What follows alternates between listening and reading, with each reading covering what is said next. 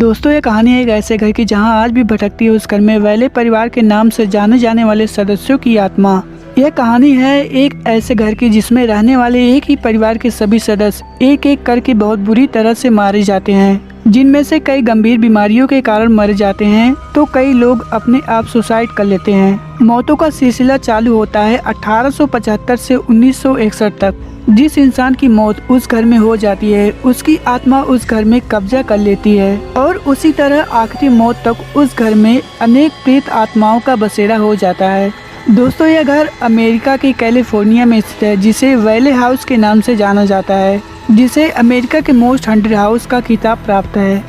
इस मकान का निर्माण 1875 में अमेरिका के रहने वाले थॉमस वेले ने कराया था। वेले हाउस एक बड़ा और आधुनिक सुख सुविधाओं से युक्त मकान रहा करता था, जो कैलिफोर्निया के एकांत में बना था। दोस्तों, इस मकान में वेले बच्चों के साथ रहने आए थे, लेकिन यहाँ आने के कुछ दिनों बाद उनके सबसे छोटे बेटे 18 महीने के जूनियर थॉमस की मौत बुखार की वजह से हो जाती है। इसके कुछ समय बाद सब कुछ सही चलता रहता है और कुछ समय के बाद उनके घर में 2 बच्चियों का जन्म होता है।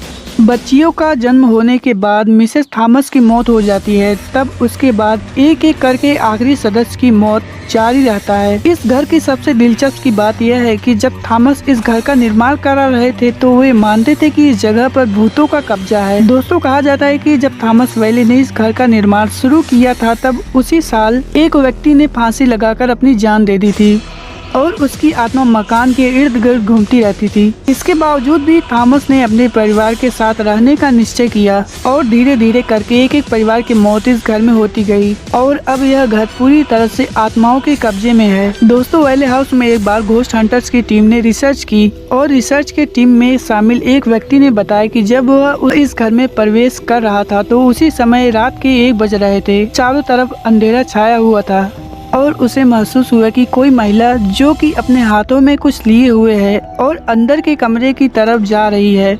जब उस व्यक्ति ने उसे पुकारा तो वह पीछे मुड़ी और उस समय उसके बालों से उसका पूरा चेहरा ढका था और हाथों में एक कंघी जैसी कोई चीज ली थी।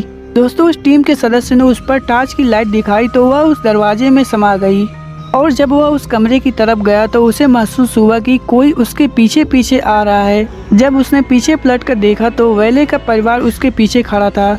इतना देखकर वह अंदर की तरफ एक कमरे में घुस गया जहां एक कुर्सी अपने आप हिल रही थी। जब वह कुर्सी के पास गया तो उसने देखा कि कमरे की खिड़की में लगे शीशे के उस पार से अंदर की तरफ कोई देख रहा है और इतने में वह दौड़कर उस खिड़की के पास गया तो वहां से नीचे की तरफ कूदने की आवाज आई।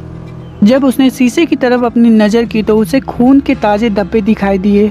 दोस्तों, अभी इस मकान को अमेरिका की सरकार ने अपने कब्जे में लेकर इसे म्यूजियम बना दिया है, जहां कोई भी जाकर वेले परिवार की आत्माओं को महसूस कर सकता है। लेकिन इस मकान में जिन हिस्सों में आत्माओं की ज़्यादा मौजूदगी है उन हिस्सों में प्रवेश प्रतिबंधित है। दोस्तों, आज के लिए इस वीडियो में बस इतना ही। अगर वीडियो अच्छी लगी है तो वीडियो को लाइक और चैनल को सब्सक्राइब कर लीजिएगा। मिलते हैं नेक्स्ट वीडियो में।